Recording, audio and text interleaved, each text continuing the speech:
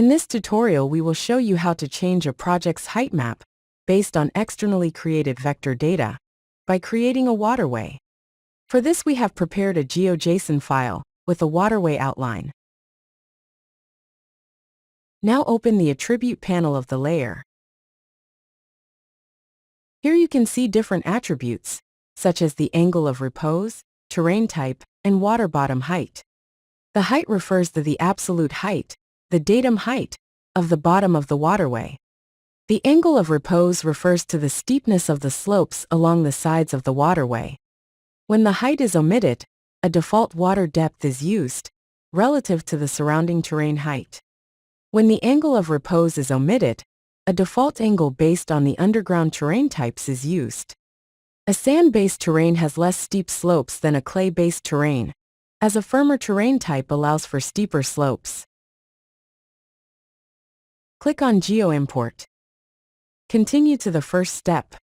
Opt to import the new dataset as terrains.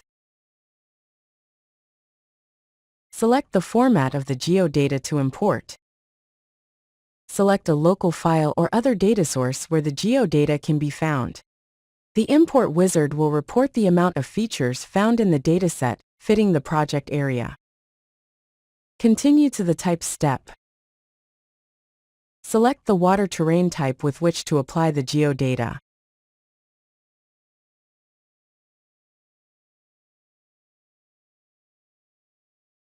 Check the box to override the default depth and angle, and select the attributes from the GeoJSON file. Check the water bottom height box, and select the attribute height, which represents the datum height the terrain should be altered to.